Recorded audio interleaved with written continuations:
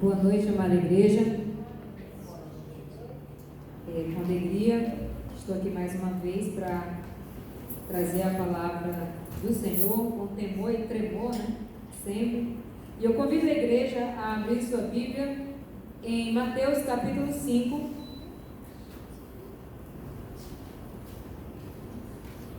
E nós iremos ler aqui dos versículos 1 ao 12. O Sermão da Montanha. Versículo 1. E Jesus, vendo a multidão, eu peço, irmão, já, só desliga, por favor, essa central, por gentileza. Jesus, vendo a multidão, subiu a um monte e, assentando-se, aproximaram-se dele seus discípulos.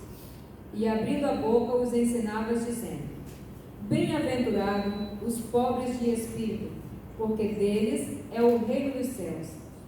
Bem-aventurados os que choram, porque eles serão consolados. Bem-aventurados os mansos, porque eles herdarão a terra. Bem-aventurados os que têm fome e sede de justiça, porque eles serão fartos. Bem-aventurados os misericordiosos, porque eles alcançarão misericórdia. Bem-aventurados os limpos de coração, porque eles verão a Deus. Bem-aventurados os pacificadores, porque eles serão chamados filhos de Deus. Bem-aventurados os que sofrem perseguição por causa da justiça, porque deles é o reino dos céus. Bem-aventurados sois vós, quando vos injuriarem e perseguirem, e mentindo, disserem todo o mal contra vós, por minha causa. Exultai e alegrai-vos, porque é grande o vosso galardão nos céus, porque assim perseguiram os profetas que foram antes de vós. Amém? Oremos. Querido Deus e Pai, obrigado pela Tua palavra que foi lida. Te peço, ó Deus, que fale aos nossos corações nessa noite, que o Senhor faça de mim um instrumento do Senhor para a edificação da Tua igreja, para o crescimento e maturidade de cada um, Senhor. Pai de amor, que o Espírito Santo nos ajude nesse momento na compreensão da Tua palavra. É a minha oração em nome de Jesus. Amém. Irmãos, as bem-aventuranças, nós temos que dar razão que elas são bem contraditórias ao que a maioria dos evangelhos pregam hoje. É bem contraditória quando diz que felizes são os pobres, felizes são os pobres de espírito, felizes são os que choram, felizes são os perseguidos, e a gente começa a perceber que o evangelho de Cristo, de fato, é o evangelho da felicidade, é o evangelho da alegria, porque é isso, essa é a promessa do evangelho, é felicidade eterna, é salvação eterna, é vida em abundância, é acharmos a boa, perfeita e agradável vontade de Deus. E quando lemos essas palavras, a gente se depara com algumas situações que falam, mas é um pouco contraditória, é um paradoxo e tanto ouvir os ensinos de Jesus nas bem-aventuranças. Mas como na última vez que nós compartilhamos aqui, falamos da primeira bem-aventurança, né? Que é o pobre de espírito. E aí nós compartilhamos naquela noite e vimos que o pobre de espírito não tem nada a ver com a pessoa pobre financeiramente, não é uma pessoa que não tem entendimento. Uma pessoa pobre de espírito é aquele novo convertido, é pobre espiritualmente ainda não. A pessoa pobre de espírito é aquele que entende espiritualmente que ele sem Deus é nada, é miserável, é pobre. Ele precisa de Deus para ter existência. Ele necessita da presença de Deus na sua vida para ser alguém. Se Deus retirar de nós o que Ele colocou, nós nos tornamos nada. Então, é nesse sentido que essa bem-aventurança, no versículo 3, é que nós compartilhamos no ensino, no estudo anterior. E hoje nós vamos falar do versículo 4, que felizes os que choram, né? Felizes os que choram. Aí tem muita gente que vai olhar para cima e vai dizer assim: eu já chorei muito, então felicidade está bem aí. Não é verdade? Quantos de nós já choramos, lamentamos? Mas, irmãos, por conta disso, esse termo choro, ele está na forma mais enfática da palavra. É esse choro, os que choram. Então esse choro aqui, ele não é um choro de tristeza, ele não é um choro qualquer, ele não é um choro porque eu fiquei magoada com o irmão, ele não é um choro porque meu marido fez raiva para mim, ou um filho, ou uma decepção qualquer. Não é um choro de tristeza, não é um choro da depressão. A Bíblia não está falando aqui desse choro, mas é um choro que vai mais além. Quantos aqui, quando aceitaram a Jesus, vieram à frente chorando? Só para um sinal assim, só para dizer que foi só eu. Esse choro que fez você levantar do banco e vir aqui à frente, pelo menos o meu, não era o choro dos meus problemas lá de casa. Não era aquele choro de uma dor que a gente estava sentindo no momento. Mas é um choro de reconhecer a grandeza de Deus e a nossa pequenez e entender que aquele encontro muda toda a nossa vida, né? Então é muito comum quando nós estamos concentrados em oração, nós vimos as lágrimas. Não é por dor, não é por necessidade, muitas vezes é por questão de intimidade com Deus, que a presença de Deus, ela provoca isso em nós. Então, uma das passagens bíblicas que relata esse tipo de choro é quando José, nós até lemos na escola bíblica recentemente, quando os irmãos de José pegaram a túnica de José e mataram um animal e passaram sangue na túnica e apresentaram a túnica dele para Jacó e disseram que era de José. Então ali quando nós lemos lá, capítulo 38 a 39, José chora de tal forma que ele se recusa a ser consolado. Ai, Manilson, então quer dizer que a morte de um filho é esse choro? Não. A morte de José para Jacó não era simplesmente a morte de um dos 12 filhos que ele tinha, mas era a sequência da promessa de Deus. Então a morte de José significava que aquela aliança havia sido quebrada, uma aliança da promessa, porque até então Jacó achava que José de fato havia morrido e que toda aquela promessa de Deus que havia sobre a vida dele tinham se quebrado, tinham se despedaçado a partir dali. Então por isso aquele choro que se recusava não era por causa de ser mais um filho, ele tinha 12, né? E depois ele jogou essa expectativa toda sobre a vida de Benjamim. Então quando nós lemos e imaginamos a cena de Jacó, quando soube da morte do filho dele, esse choro de José é a mesma palavra que é usada aqui no Novo Testamento. É esse sentido, né? Então, mas nem todo choro nosso vai gerar um consolo lá na frente. Muito choro nosso, a gente simplesmente supera. Raiva, angústia, né? Estresse, às vezes uma explosão, mulher mesmo quando está na TPM, chora por besteira, né? Então existem vários tipos de choro. E aí é bom a gente entender por que Jesus logo falou: bem-aventurados que choram, porque eles serão consolados. O choro que Jesus está se referindo não é um choro carnal, por dor física, não é um choro de remorso. Nós vemos Judas também chorou. Judas chorou após a traição que ele fez por Jesus, mas foi um choro puro de remorso. Não foi um choro que produziu arrependimento, não foi um choro que produziu uma mudança no seu comportamento, foi um choro apenas pelas consequências daquilo que ele tinha feito. Eu acho que deve ser o choro hoje do DJ, né? Que agredia a esposa, agredia, e estava tudo muito bem, né? E hoje está preso, perdeu todos os patrocinadores, ninguém toca mais as músicas dele, mas se formos olhar, ele talvez esteja chorando, mas não pelo fato de ter agredido a esposa, mas pelas perdas que isso trouxe para ele. E o choro que deve produzir em nós não é pelas consequências do nosso pecado, é pelo pecado. Aí é onde entra o X da questão. Não é um choro de remorso, não é um choro de medo, né? Um ladrão, um traficante, quando é pego ali em flagrante, que é preso, chora. Mas chora porque foi pego, não porque está arrependido de ter cometido tal crime, né? É essa a questão que eu quero falar. Não é um choro teatral, não é um choro como faziam os fariseus nas praças para serem reconhecidos, só para impressionar as pessoas. O choro que está falando aqui é o choro lá do Salmo 51, de Davi, quando Davi pecou.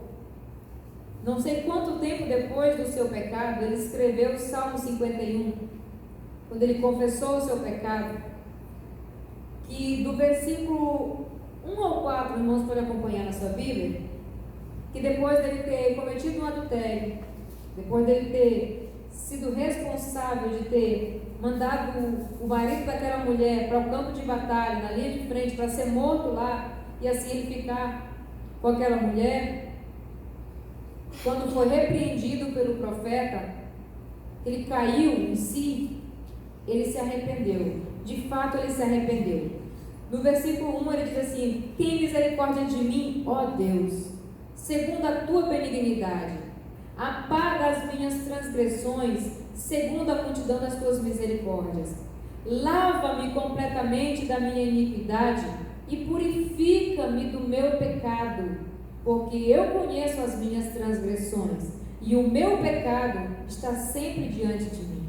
Contra ti somente pequei e fiz o que era mal, e fiz o que aos teus olhos era mal, para que seja justificado quando falares e puro quando julgares. E aí continua até o versículo 19, essa oração maravilhosa de uma pessoa realmente arrependida, que a gente vê a mudança que houve na vida de Davi. Então, é esse tipo de choro que aqui Jesus está falando. Bem-aventurados que choram, porque serão consolados. O choro, aquele choro espontâneo daquela mulher que molhou os pés de Jesus, Lucas capítulo 7, versículo 38. Lucas 7, 38. Olha aqui um exemplo, um belo exemplo. Lucas 7, 38. Olha um belo exemplo aqui. A pecadora que ungiu os pés de Jesus. E estando por detrás, aos seus pés, chorando, começou a regar-lhe os pés com lágrimas, e enxugava com os cabelos de sua cabeça, e beijava-lhes os pés, e ungia-lhes com unguento. Quando isso viu um fariseu, que eu tinha convidado, falava consigo, dizendo: se estes fora profeta, bem saberia quem e qual é a mulher que lhe tocou, pois é uma pecadora. E respondendo Jesus lhe disse: Simão, uma coisa tenho a dizer. E ele disse: dize, mestre. Um certo credor tinha 2 devedores. Um devia 500 de dinheiro e outro 50. E não tendo eles com o que pagar, perdoou-lhes ambos. Diz, pois, qual deles o amará mais? E Simão respondeu e disse: o que tinha. Até o 42, até aí. Então, irmãos, a gente vê que essa atitude era de uma pessoa pecadora. Era uma mulher pecadora. E os fariseus reconheciam que ela era pecadora. E a atitude dela não foi esquecida por Jesus, porque está registrado na Bíblia para nosso exemplo. Então, de quem você ama mais? Quem você perdoa mais ou quem você perdoa menos? Né? Então, se o fariseu achava que ele tinha pouco pecado e por isso ele podia receber Jesus na sua casa, e aquela mulher, por ter muito pecado, não poderia, né, tocar em Jesus. E a pergunta é: quem ele amava mais? Quem perdoou menos ou mais? Né? E a história segue. Então, o choro espontâneo, o choro de adoração, o choro de comunhão com Deus, o choro espiritual pelo nosso pecado. Nós não podemos ser anestesiados, nós não podemos estar inerte achando que o pecado é comum na nossa vida e que devemos continuar assim. Irmãos, o nosso pecado é uma forma de ingratidão com Deus. E se nós somos ingratos e rebeldes o tempo todo, e essa ingratidão e essa rebeldia nossa, em nenhum momento provocar um sentimento de arrependimento, simplesmente nós iremos estar embrutecidos a cada dia, nos tornando pessoas de dura cerviz, né? O choro pelo pecado, por que devemos chorar pelo nosso pecado? De perdão pelos nossos pecados. Porque o choro, o pecado, ele nos priva da comunhão com Deus. Eu já tive, irmãos, alguns momentos de fraqueza espiritual, momentos que eu não tinha vontade de ler minha Bíblia, momentos que eu não tinha vontade de orar, e aquilo me angustiava muito. Eu dizia, meu Deus, o que eu faço? Eu pego na Bíblia para ler, vem outros pensamentos, e eu não sei se tem alguém que já aconteceu isso aqui, eu acredito que sim, faz parte da vida cristã, mas existem esses momentos, e se nós não lutarmos contra essas forças que vêm para nos destruir, se a gente ceder, irmão, não teremos como ter vitória. Aqui é que fala que nós devemos buscar o Senhor. O nosso pecado, a nossa frieza, a nossa vida morna para com Deus, ela não pode se estender por muito tempo, porque você morre espiritualmente. Então, o pecado nosso é uma forma de ingratidão para com Deus. O choro pelo pecado, nós devemos chorar pelo pecado porque o pecado ele nos priva dessa comunhão com Deus. E quando nós pecamos, a nossa paz, ela vai embora. Ficamos com uma aflição, ficamos com o coração aflito, temeroso, angustiado. Qualquer coisa que sobrevém, a gente já perde a paciência, já perde a paz, já perde a estabilidade. E é o nosso pecado que faz isso. É o nosso pecado que vai se levantando em forma de muro para nos manter afastados da intimidade de Deus, de desfrutar da alegria e da bonança que a presença de Deus proporciona para nós. Precisamos chorar pelo nosso pecado e pedir quebrantamento para Deus, né? O coração duro não agrada a Deus, né? Deus fala, muitas vezes Deus fala conosco e a gente não ouve, ou às vezes a gente ouve e não entende, às vezes a gente ouve, entende e não obedece, né? Então isso é pecado para com Deus. Se nós não estivermos atentos, viraremos pessoas de dura cerviz, e a Bíblia reclama, Deus reclama do povo de dura cerviz, né? Quantas vezes Deus quis aproximar o povo, tomar ele pela mão, cuidar como uma galinha cuida dos pintinhos ali, e o povo foi rebelde e se revoltou e não se dobrava diante de Deus, não se rendia aos pés de Deus, e isso aos poucos vai afastando. Por que muitas pessoas saem da igreja? Porque não cria comunhão com Deus, quer criar apenas uma rotina de vir à igreja, uma rotina de participar de uma atividade, ou na casa de um irmão, de outro, atividade da igreja, mas não cria intimidade com Deus, não vai longe. A pessoa que não cria intimidade, relacionamento com Deus, a caminhada dela é pequena, não vai muito longe. A Bíblia manda que nós não endureçamos o nosso coração. Quando ouvimos a palavra do Senhor em Hebreus capítulo 3, versículos 7 e 8, diz: hoje, se ouvires a minha voz, não endureça o vosso coração, não fique resistindo à presença de Deus. E esse choro, então, como ele deve ser? Né? Como esse choro deve ser? Né? Primeiro, esse choro deve ser por mim, pela minha vida. Eu preciso chorar por mim, assim como Davi fez, assim como aquela mulher que reconhecia o seu pecado e com uma atitude de adoração ali estava aos pés de Cristo. Eu preciso orar por mim, e senti de fato, irmãos, a necessidade de ter Deus mais próximo de mim. Eu preciso chorar por mim mesmo. Quando foi a última vez que você orou, que você chorou durante uma oração, que de fato o teu Espírito estava junto com as tuas palavras, que de fato as tuas palavras condiziam com o sentimento, né, que nós temos no nosso coração? Porque existe aquela oração espontânea em que nós nem sequer lembramos um dia que fizemos ela, mas existe aquelas orações que marcam a nossa vida, que em determinada situação você fez aquela oração e você lembra até da sensação que você teve quando fez a oração. E quanto a essas orações, a Bíblia diz em Apocalipse, capítulo 5, versículo 8, que existe uma taça com a oração dos santos. Aquelas orações que foram colhidas dos santos. Acredito eu que sejam essas orações, aquelas que a gente lembra em momentos oportunos, com um momento certo, com um sentimento certo que brotaram. Porque assim como nem todo choro tem um consolo, nem toda oração sobe para os céus. Nem toda oração. Não são todas as nossas orações que elas sobem. Muitas vezes nós falamos coisas, orando em oração, que não é o nosso desejo do nosso coração. Isso. Falamos porque é uma palavra bonita, agradável, né? Às vezes queremos escolher uma palavra aqui, mas o nosso sentimento, o nosso coração, ele não está acompanhando, né, aquelas palavras. Então nós precisamos orar, interceder por nós mesmos. Precisamos chorar pelo nosso pecado, pela nossa vida. Precisamos resgatar, desejar ardentemente o resgate dessa comunhão com Deus. Se tiver que ser com lágrimas, que seja, mas nós precisamos dessa comunhão com Deus.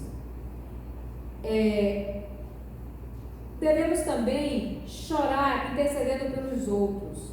Devemos interceder pelas outras pessoas que vivem em pecado, pelas afrontas que nós vemos que as pessoas fazem. Irmãos, quantas pessoas estão cegos, fazendo coisas horríveis, sendo manipuladas pelo inimigo? E a Bíblia diz que a nossa luta não é contra a carne ou sangue, e a gente parte para o lado pessoal, e ao invés de clamar a Deus por libertação daquela pessoa, por cura, por transformação, a gente vai para o humano, para o caráter da pessoa, né? De canal para canal, quando na verdade aqui a Bíblia diz: felizes os que choram. O intercessor, a oração de um intercessor pelas outras pessoas que vivem em pecado, pelas afrontas, ela deve brotar de um coração que está com intimidade com Deus, né? Nem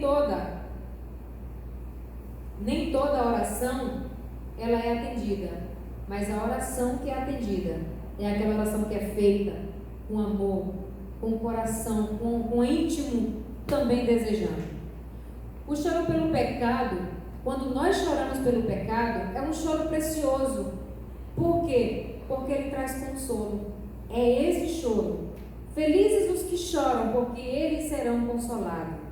Os que choram pela presença de Deus, os que choram pela comunhão com Deus, os que choram em adoração a Deus, os que choram na presença de Deus, às vezes até pedindo, clamando, algo que precisa muito, mas está na presença de Deus na atitude correta.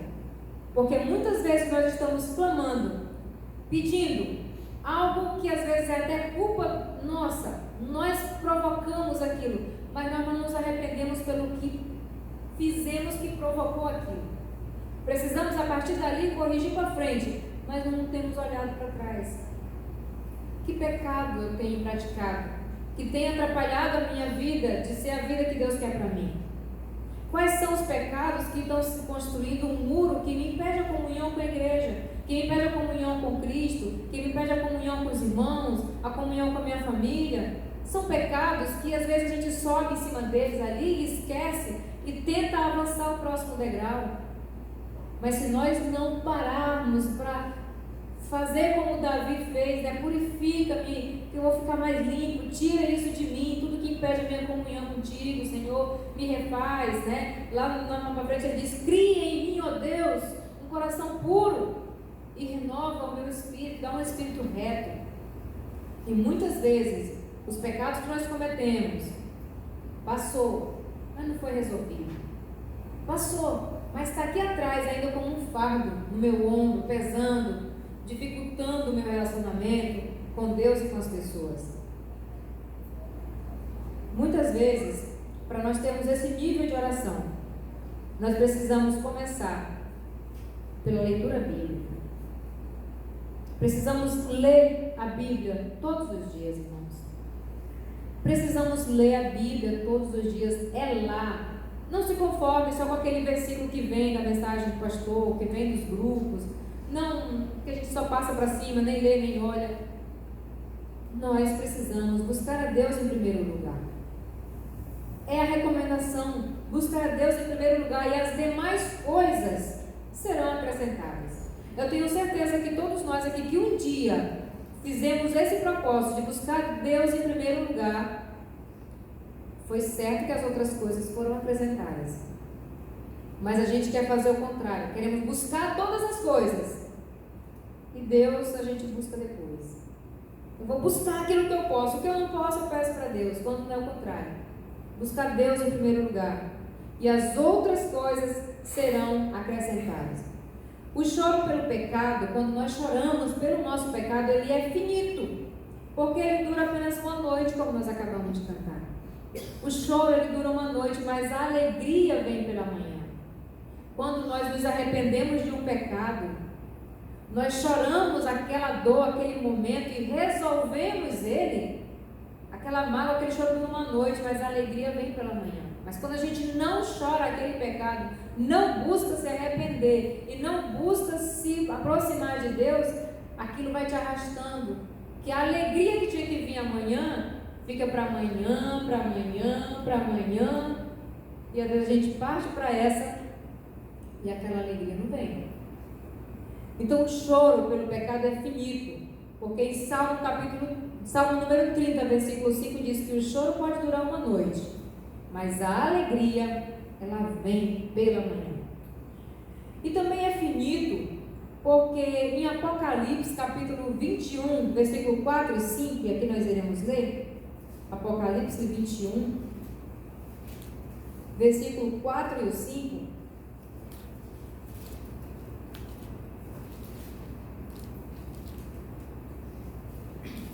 diz: e Deus limpará dos seus olhos toda lágrima, e não haverá mais morte, nem pranto, nem clamor, nem dor, porque já as primeiras coisas são passadas.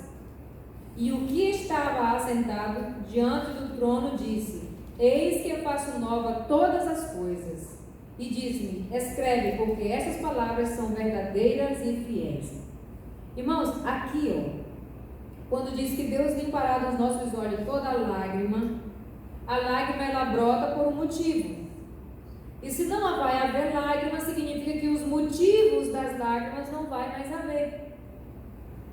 Por exemplo, o pranto, a morte, o clamor e a dor, que são as coisas que mais provocam lágrimas no ser humano.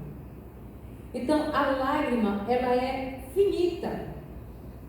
O choro terá um consolo, um conforto, porque Deus enxugará dos olhos toda a lágrima. O choro é de renúncia, é de consagração, né? E depois vem o consolo.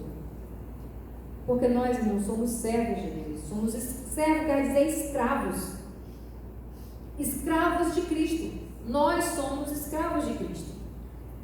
E ontem até eu fiz lembrei lá na reunião em casa, eu lembrei de um estudo da NCM que falava justamente sobre isso, porque nós éramos escravos do mundo, nós éramos cegos, estávamos sob o domínio do mal. E quando Cristo nos resgatou, nós estávamos no lamaçal de pecado, e Ele nos tirou de lá. E agora nós somos escravos de Cristo, por amor, por obediência, conscientes do que estamos fazendo. Nós não estamos cegos, dominados por uma força maligna ali que te oprime, somos felizes, servimos a Deus com alegria, porque queremos servimos a Deus, somos escravos de Cristo por amor, por alegria, por entender que a proposta de Cristo para nós não existe nada melhor. Então, quando diz, felizes os que choram, parece um contraponto muito grande, tipo assim, felizes os infelizes, né? Felizes os que choram, porque alguém que chora não está feliz. Felizes os que choram, porque eles serão consolados. É esse choro. No dia que você chorar esse choro, você vai lembrar dessa palavra. É esse choro que a palavra de Deus está falando em Mateus capítulo 5, versículo 4. O choro do arrependimento, o choro do reencontro com Deus, o choro de estar sentindo falta de Deus e que aquilo precisa buscar, como uma criança que precisa da presença do pai e da mãe. Quando você vai trabalhar, aquela criança chora desesperadamente, né? Não sabe que vai voltar, até ela aprender o hábito de saber que o pai vai para o trabalho, a mãe vai para o trabalho, depois a mãe volta, e assim vai. Até a criança criar aquela rotina, é um choro desesperador. Ela acha que o pai e a mãe não vai mais voltar, que está sendo abandonado, né? E a falta de Deus na nossa vida deve provocar essa sensação. Porque pode ser que nós não voltemos com o tempo. Pode ser que nós não tenhamos tempo, né? Porque é muito melhor uma vida curta e intensa do que uma vida longa e sem graça. E isso é muito importante para a nossa vida. Que sejamos mais intensos na nossa jornada com Deus. Que sejamos mais intensos na nossa caminhada com Cristo. Porque nós não sabemos quanto tempo teremos para fazer essa caminhada. Não sabemos quanto tempo ainda nós temos para frente para nós continuar vivendo uma vida de mediocridade, sendo apenas medianos. Precisamos buscar a presença de Deus, chorar na presença de Deus, buscar intimidade com Deus, buscar arrependimento. Eu convido a igreja a ficar de pé, porque as lágrimas são sementes de conforto. Então, aquele que chora, com certeza, será consolado. Oremos ao Senhor. Pai bendito, Pai amado, obrigada pela Tua palavra. Espero, Deus, que cada um dos irmãos tenham compreendido, Pai, assim como eu pude compreender essa passagem, Deus. Como mudou algo dentro de mim, também tenha mudado na vida dos meus irmãos, Senhor. Pai querido, eu quero te pedir que o Senhor nos perdoe, Senhor. Nos perdoa, Senhor Deus, pelas nossas falhas, pelas nossas transgressões. Nos perdoa, Senhor, por não sermos as pessoas que o Senhor gostaria que nós fôssemos. Porque o Senhor tem um plano para nós. Porque o Senhor tem um projeto para nós. Porque o Senhor quer que desfrutemos do melhor. E às vezes nós nos perdemos, Senhor, nos nossos jeitos de ser. Nós nos perdemos, ó Deus, com a nossa falta de comunhão contigo. Nós perdemos a intimidade contigo. Nós não ouvimos mais a Tua palavra como deveríamos. O Senhor não fala aos nossos corações como nós gostaríamos, mas é porque a nossa mente está muito ocupada com outras coisas, Senhor. E eu te peço que o Senhor tenha misericórdia de nós, que o Senhor nos ajude a superar essas dificuldades, Senhor, e consigamos criar um relacionamento mais profundo contigo, Senhor. Que cada um de nós, ó Deus, tenhamos o compromisso de te buscar todos os dias. Que cada um de nós aqui queiramos criar o hábito, Senhor Deus, de estar na Tua presença. Porque no dia que nós tivermos o hábito de estar na Tua presença, Senhor, só o fato de passar pela nossa cabeça que podíamos um dia perder isso, já será motivo de grandes lágrimas, Senhor. Ó Deus, perdoa os nossos pecados, Senhor Jesus. Retira de nós tudo aquilo que não te agrada. Cria em nós um coração puro, um coração reto, um espírito manso, um espírito quebrantado, Senhor Deus. Pai, que a Tua palavra, ela nos molda a cada dia, Senhor. A Tua palavra, ela é uma espada de 2 gumes. Ela vai penetrar até o nosso coração, até a nossa alma. Que a Tua palavra tire de nós, Senhor, aquilo que não é agradável a Ti. Que a Tua palavra produza em nós temor ao Senhor, obediência ao Senhor, comprometimento com a Tua obra e com o Teu reino. Deus, nos ensina a ser melhores a cada dia, Pai. É a minha oração que eu te faço, em nome de Jesus. Amém.